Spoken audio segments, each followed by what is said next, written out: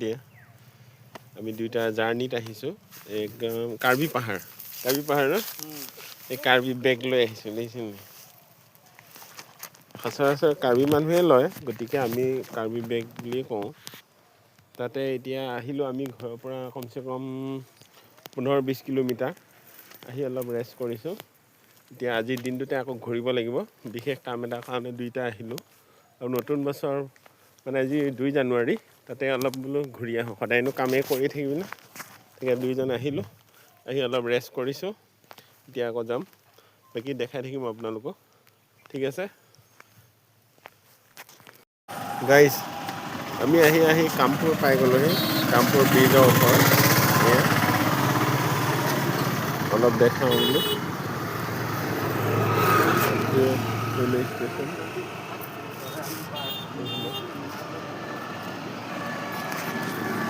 আৰু দেখাই থাকিম ঠিক আছে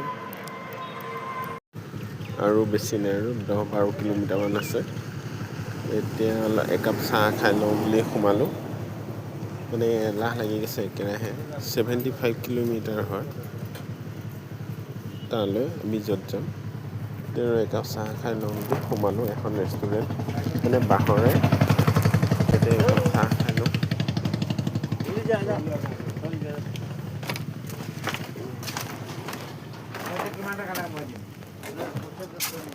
কৈছে অৰ্ডাৰ দিছে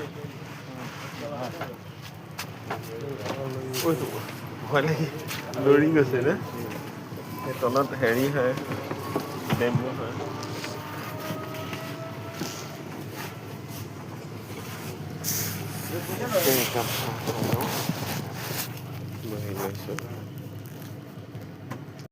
পাই গ'লোঁ সেই বৈঠালাংছো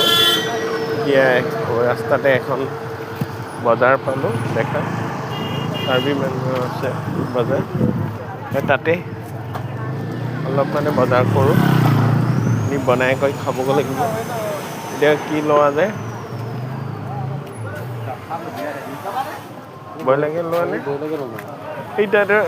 এইটো একেই নহয় এইটো হৰি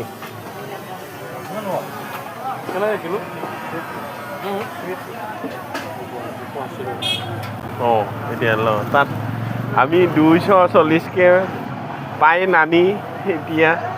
280 এই ইমান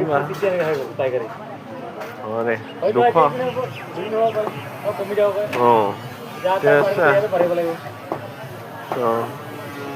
এইটো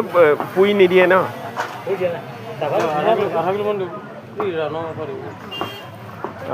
ইয়াত দামটো বেছি এইটো বাহনী দিছে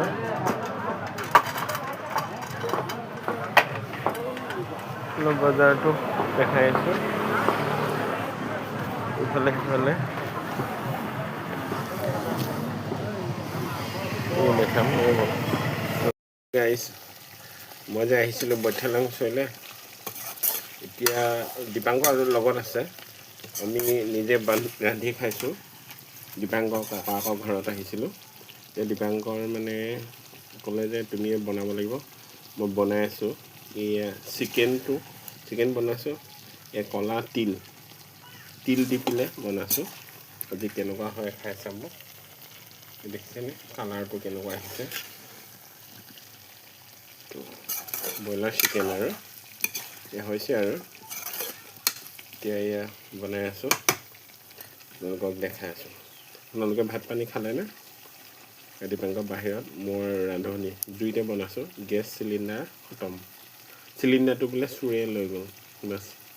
ককাকে সেই পোষ্টেলত কৰে তেওঁ অফিচলৈ যাওঁতে তলা ভাঙি চিলিণ্ডাৰটো চুৰে লৈ গ'ল গেছটো নগেন মানে